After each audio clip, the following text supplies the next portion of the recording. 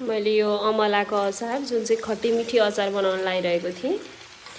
अघिल्लो भिडियोमा मैले यो यतिसम्मको चाहिँ भिडियो हालेको थिएँ। यसमा चाहिँ मैले अमला हालेर मसलाहरू पनि हालिसकेको छु र अब यसमा चाहिँ हाल्नको लागि मैले चिनी भन्दा चाहिँ मिश्री बेस्ट हुन्छ भनेर मैले चाहिँ यसमा स्वाद अनुसारको यो मिश्री हालेको छु। बिस्तारै यो पग्लिँदै जान्छ। मैले खलमा चाहिँ सानो सानो बनाएको थिएँ कुटेर।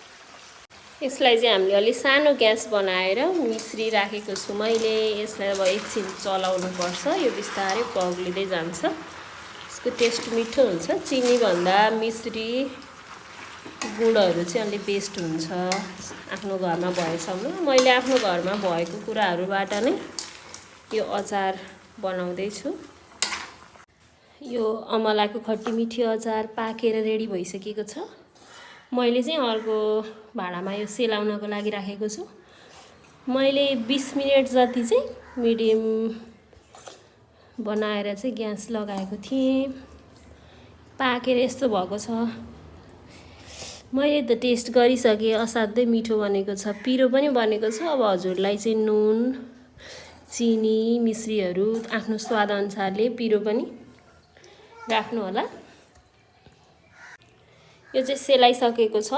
यो सेलाउँदा लतक्क परेर झोल भएको छैन। अब म यस्तो कन्टेनरमा यसलाई राख्ने गर्छु।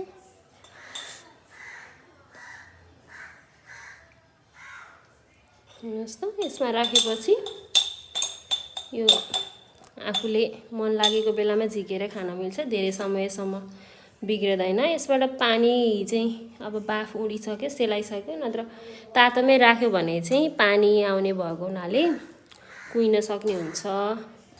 मैले त बनाएर चेक गरिसकेँ। मिठो बनेको छ। हजुरहरू पनि ट्राई गर्नु होला है।